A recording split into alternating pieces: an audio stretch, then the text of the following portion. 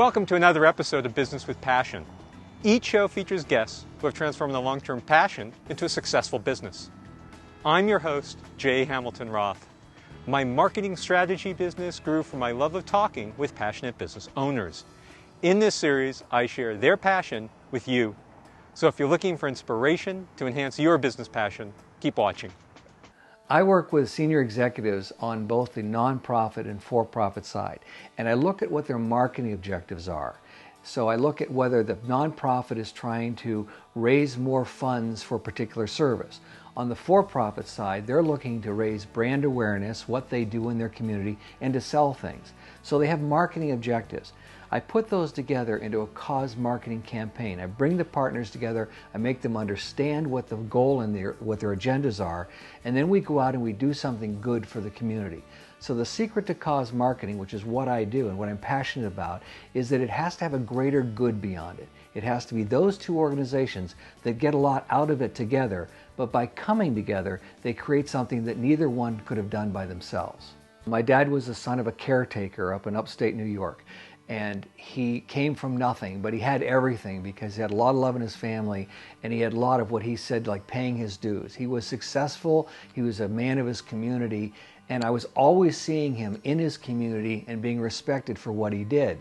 One of my earliest memories with my father was I was riding in a parade in Niles, Ohio, and Dad was sitting on the back of a convertible and waving to the crowd, and I was so proud of him, but he was the president of the school board at the time in Niles, Ohio. And so all through my life, I've watched how my dad helped his community because he wanted to do it, not for any benefit. And I also honestly saw what he got back from that, the love of his community. So I don't think there's a rivalry there, but I think there was an exceptional model put together where I saw this man give so much. And as I said, I'd say, Dad, why do you do so much? And he'd say, for all I've been given, all the blessings I've been given, it's paying my dues. I went to Ohio University. My sophomore year, I was honored to be offered a scholarship to Oxford University in England. I went to Trinity College on an English scholarship just for the summer period. And I was absolutely enamored the way they teach over there because it's a Don, it's a professor, but it's very personal. So the whole concept of the English teaching system, which they call the Oxford-Cambridge teaching system, is much different than it is in the United States. So I came back over here and I said, I was involved in the Honors College, and I said to the director, we should do that over here. We put together what became the Honors Tutorial College, which was the first college in the United States focused on the Oxford-Cambridge tutorial system. It opened in 1973 and has been running every year since. It now gives 26 degrees. So I came home from finishing all of that, and I didn't have a job. And so there's this amusement park up in Sandusky, Ohio, a fabulous big 118-year-old amusement park. So I walk up and I've got long hair and a mustache, and I walked in this very clean-cut place, and I walked in and I said, I need a job. And the guy said, what have you been doing? And I told him, and he said, well, okay, cut your hair, cut your mustache, and come back. And so I came back a week later and I worked there. Phenomenal opportunity, family entertainment. I fell in love with it. I went up to the owner of the company, which is an older gentleman, Emil LaGrosse and George Roos, the two owners of the company. I said, I think you need someone whose official job it is to show celebrities around the park. And they said, you know, that's a pretty good idea. So I became the first guest relations host at Cedar Point, which became, as my understanding, the first guest relations host in the entire industry. My job was to show people around the park. So it was a great beginning. So I've always tried to find something that worked for the people I was working for, but fit my personality. So they went from guest relations host into becoming a publicist for Cedar Point. And I'm having a great time. It's a first-class operations. I'm meeting lots and lots of people. And all of a sudden, I get a call from Marriott Corporation. They were going to get into the theme park business. And they said, would you like to come out to Santa Clara, California, and be our public affairs manager? Well, you know, I really had a good career going at Cedar Point, and they were building 2 parks, Marriott was, and they offered me the job of going to Gurnee, Illinois, outside of Chicago, or what they said was San Francisco, turned out to be Santa Clara. Obviously, I'm an Ohio boy that was really kind of looking to get out of Ohio, and I decided, okay, I wasn't ready to leave Cedar Point yet, but this was a huge opportunity. So I went to what was called Marriott's Great American Santa Clara. So I went to Great America as their public affairs manager. It was a fabulous opportunity to open what became the largest project in the history of Marriott Corporation. So then again, I'm there 2 years. I was into the second year. I'm doing promotions, public relations, helping with their advertising. I'm really enjoying my job. I was doing a promotion with a bunch of local Olympians because Santa Clara has the largest concentration of Olympians in the United States. And I met Bruce Jenner. And Bruce introduces me to the Olympic Committee, unbeknownst to me. So I get this phone call from the Olympic Committee saying, we would like to interview you for a job to do a special project in public relations, celebrity relations, and fundraising in the West Coast for the Olympic Committee. Well, the Olympic Committee, going into 1980 games, which were going to be in Moscow, and 1984 games, which were going to be in Los Angeles. So how could I pass that up? So I was having a great time. I was putting together concerts with Kenny Rogers. I put together a concert series with the Beach Boys, had a huge program with Neil Diamond, which was going to be called Diamond for Gold. I mean, I just thought it was the best thing I'd ever come up with, right? And all of a sudden, Russia invades Afghanistan. President Jimmy Carter cancels the Olympic Games, or at least the United States participation in it, and all of a sudden, I'm unemployed. I just had this big fancy card in my wallet that said, Public Relations Director, United States Olympic Committee. I have nothing to do. And I said, okay, well, I'll start my own public relations firm. Now, what's been running under my life story is these were phenomenal opportunities for such a young man, but my real dream was to own my own company. I never wanted to be the corporate man. I saw my dad be the corporate man his whole life, and I didn't really want to do that. So I put out my shingle, and it was B.W. Burtch, Public Relations Advertising.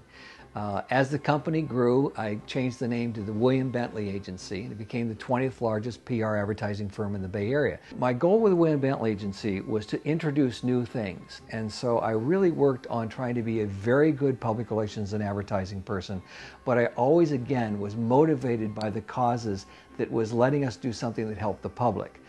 We worked with the March of Dimes back then.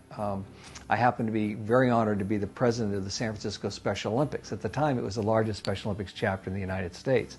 And so I was working with Levi and Wells Fargo, and I was bringing organizations together to help Special Olympics. So this whole idea of cause marketing, which is now the term, is just something I've naturally done because it made sense to me. Cause marketing is an economic benefit for both sides.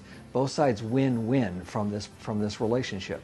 So I could see that very early in my life, is that if you bought the nonprofit and the for-profit together and they both win, well, not only do you have a good promotion or good event that year, but they'll want to come back and do it next year. So now I'm full throttle in the public relations and advertising business. I'm really liking it, except I'm being pulled in so many different directions because clients tell you what they'd like.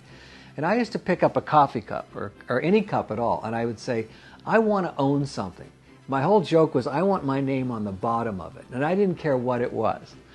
And one of the ladies, Rena Alexis Barone, that was my special events director, came into me one day and put this cardboard box in front of me. Had all this makeup, and it was all taped. It looked like heck, you know. And I said, I'm not getting into the cosmetic business. And she said, no, not the cosmetics, the box. And what Rena had come up with was an organizational system for women's cosmetics. Well, this was a far cry from what I thought I was going to get into, but I went out and did some research and saw that there was nothing like this in the entire retail industry on the upscale.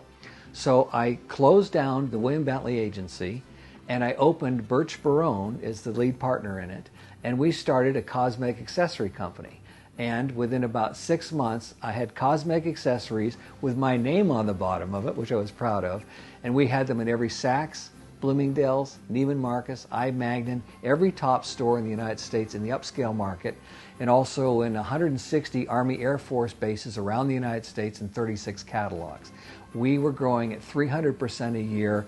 I'm under 30 years old and just skyrocketing with this. So I thought my world was just, boy, now I've really made it. I'm the entrepreneur. I was proud of myself, maybe a little too cocky at the time. But, we were having magazine articles written about us. The LA Times did a full-page story about Rena and I. So we had a lot of fodder to our cannon that said we were kind of cool.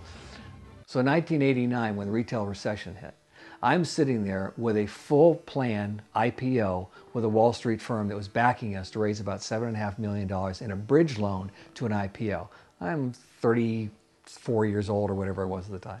And I thought, boy, now I've got my own IPO. We're going to take this thing all over the world. We're going to be rich. It's going to be wonderful. And when the recession really took hold, what happened was the retail stores threw out all the accessories. They keep the Estee Lauders and the Lancomes and the Coach and stuff because they paid to be in the store. But for us, the accessory people, they just threw us out. So we went from growing 300% a year for 3 straight years to almost 0. So I struggled for about a year to keep the company together, and finally I just couldn't do it any longer. The IPO went out the window because they couldn't sell it at the time. And I'll never forget the day I was sitting in my office in downtown San Rafael, and Rena and I, had put our heart and soul into my house, leveraged a house I owned, and luckily I had no family at the time, so I could take a little bit more risk. And she finally came in and she grabs me, literally grabs me, pulls me out of the chair, and she said, "Bruce, it's over." It was the best words I've ever heard and the worst words I'd ever heard, because I had given up this dream and traveling all over the country and being the cosmetic king I wanted to be, you know, and it was gone. Wonderful lesson, but not all things turn out the way we want them to. One of the programs I was really excited about getting involved in was called Leadership San Francisco. And I was in the class of 1991 to 1992. And this is about 45 people that are brought together every year from education, government, nonprofit, and for-profit. And they really get into the city. They learn about their town. And this is a national program. So we were learning about San Francisco. So we had lunch with the mayor. We'd go to meet different department heads. But we really wanted to do something. A lot of classes say we're going to do a class project. But our class said we really want to do one and something of significance. Bruce is an inspirational kind of guy, and he came up with the idea, and he had the energy to pitch the entire class to do this. And I think there was some folks that weren't sure about it at first, but everybody pitched in. We met with the folks from TNDC. Tenderloin Development Corporation is located in a very hardscrabble part of San Francisco, right in the Tenderloin, which is part of its name, and they have their executive offices in that area, and right next to their executive offices in their building was this old bar that was underutilized, hadn't actually been occupied for some time, and they were prepared to have that space improved for the TASP program, the Tenderloin After School program. And I personally got involved with it because we provided the design services to improve that space. And when we first went in there, it was unbelievable. It was like an archaeological dig. We cut through all sorts of layers of old materials and finishes, and speckled ceilings and all kinds of really nasty-looking stuff, and turned it into a nice facility for kids. My entire leadership class of '92, looked back at this with a great deal of pride, and in fact we were recognized by a lot of local politicians and a lot of folks that got involved with the advisory board. Some TV personalities and such. So we got a lot of good publicity about it, but it also was a real good, feel-good thing for all of us. And I still think about it as being a real source of pride for me personally. The end result of the Tenderloin After School program was the fact, of course, that thousands of children have come through the after school program since we opened it up in 1993. But our class got a lot of recognition. We received certificates from the mayor, Art Agnos at the time. We received a certificate from Senator Dianne Feinstein.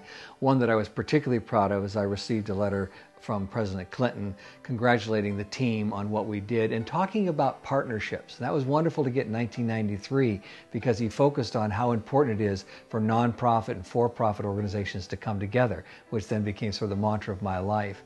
But I received 2 awards that were very meaningful to myself personally.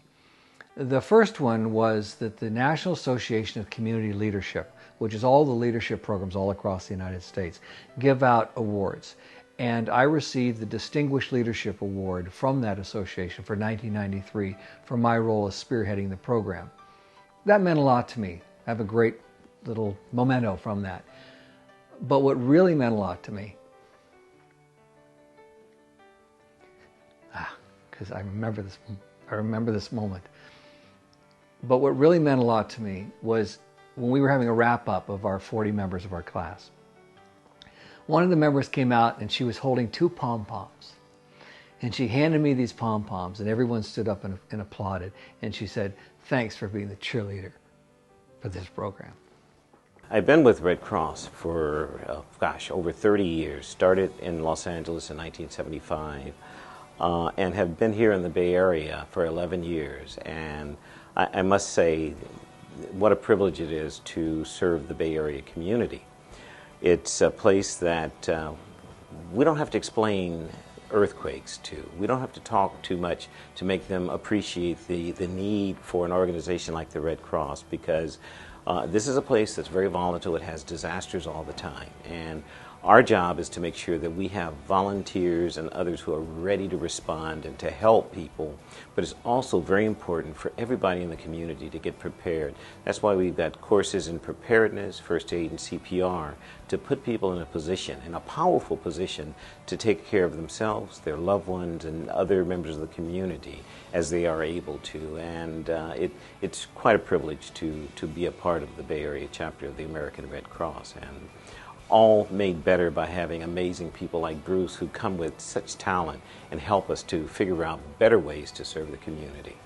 Bruce was here for a couple of years, and during those 2 years he worked on some amazing projects. The first and really the reason we needed someone like Bruce was a program called Prepare Bay Area. And the goal for this project was to prepare 1 in 4 people, 1 million folks in the Bay Area, so that they would know what to do when the big one hits. And I got to tell you, we couldn't have been more fortunate than to bring somebody like Bruce on. The major reason that the Prepare Bay Area campaign was so successful from a media standpoint is that we knew we had to cut through all the clutter. The complacency rate of having only 6% prepared was not that we don't all know that an earthquake could hit, it's that we weren't doing anything about it. So we got together with publicist Hal Riney, which is one of the top advertising agencies in the country, and they donated hundreds of thousands of creative time. Of course, I had a blast with this because I had like a whiteboard and these very bright people, and we got together and we just basically said, what could we do? And as a matter of fact, we came up with a campaign line that says, what do we have to do to get your attention? That wasn't the campaign line to the public, it was the one to ourselves. So the very first thing we did was we had a press conference at Justin Herman Plaza in front of Embarcadero Center. And we had hired a photographer to come out with a large format camera. He stood in the middle of the street on Market Street and he took a photograph of the ferry building. Then he turned around and took a photograph back on Market Street. And then he sent it to an artist in Germany, and he destroyed all the buildings on Market Street, and the ferry building tower is leaning over and there's cars all on fire, but there was a crack that ran from the front door of the ferry building all the way down Market Street. We took this drawing that he made and we put it on a 22-foot by 13-foot billboard and put it on the back of a truck, and we set it right smack in the middle of where he was standing to take the picture. Now, it's in your natural perspective, which was why it was designed that size. So you're walking out of the ferry building and you hadn't felt anything, but you look straight ahead and Market Street is destroyed. Buildings are coming down, cars are upturned, there's an arc of electricity coming from the overhead lines for the streetcars, and people stop cold. Of course, if you were coming down Market Street and you're looking at the ferry building's tilted, there's flames coming out of it, cars are upturned, and people stopped cold, which was the idea was that we'd call it kind of our shock and awe campaign. Of course, when you're going to shock and awe people, you need to educate them too. So right next to this event, we had Red Cross booths with our volunteers passing out information about preparedness. But the one that really caused an international stir is at 5 o'clock in the morning, we went on Union Square, with permission of course, and we put a decal that was 60 feet long. And it ranged from a point out to 10 feet wide back to a point, and it was a crack. Now below Union Square in San Francisco is a parking garage. So we did the very same thing we did on the outdoor billboards. We made it photorealistic, as though big hunks of concrete had fallen down and cars were turned over and smoke was coming out. And then we put police stanchions around the entire thing and had people stay away from it. And the whole idea was that if you looked at it from a distance, it looked like Union Square had been cracked in half. We called the whole event Super Crack. What was fun is we took the wire photographers up on top of Macy's. So the perspective was looking down on Union Square. And from up there, all these people around the yellow stanchions, they're all looking into the crack. This wonderful picture of a little boy with his dad holding his pants so he doesn't fall into the crack. And the photograph looked like the whole Union Square had cracked in half. Well, Super Crack photograph was on the front page of 9 Bay Area newspapers, hit every blog, national news, all over the place. And we knew that we needed to do these kind of crazy, wild, in-your-face guerrilla marketing things, which is something I really like to do, to get people to realize that this really could happen. The American Red Cross is an interesting organization. Everybody knows us for the big one, you know, the earthquakes, the forest fires, the hurricanes down south. But most people are surprised when we tell them that we respond to 2 or more disasters on a nightly basis. And that single-family fire, or that apartment fire, is just as devastating to the individual who is impacted by it as if it were a major earthquake. So we're out there, and it's harder to get money for that. So we always want to make sure that people understand that we're there every day helping folks out, and we're only able to do that by the generosity of the public. I was extremely driven from an early age. My best friend says that I live in 5th gear. And I do. It's just my personality. And then I met this wonderful woman. And she hasn't slowed me down, but she's tethered me a little bit in a very, very good way. I was not married until I was 43 years old. And I think a part of that was because I was, from my waking moment to going to bed at night, I was either working or working with a nonprofit after work, doing something. I was driven in the community. And I make no apologies for that, but I really, while I was dating and having a fun time as a bachelor in San Francisco, I really was not in a relationship that was going to really help me from a soul standpoint. Janie has this sensibility about her where she can just temper me a little bit, just slow me down a little bit, which honestly, I can bulldoze more than I probably should. And it's made a wonderful marriage. She had 2 daughters. I always wanted to have my own children. And now I have 2 grandchildren. I have 2 little boys, and so 2 grandbabies. And I'm having a blast with that because this is the family I always wanted. And it's something I always needed because I didn't have that balance. I had the for-profit, I had the non-profit, I had the community. I was pretty well known. I was doing my thing. But inside Bruce, there was this huge hole, and Janie filled it. Well, now I'm calling myself the Cause Marketing Catalyst. What that means basically is I'm an evangelist for the concept of cause marketing. I couldn't be more motivated about this, especially now in these economic times. You got 30% of most nonprofits, according to all the research, will probably be out of business within the next 10 to 12 months. You've got the for-profit industry struggling to stay afloat. Building partnerships between these nonprofit and for-profit entities can have very strong economic and marketing value to both of them.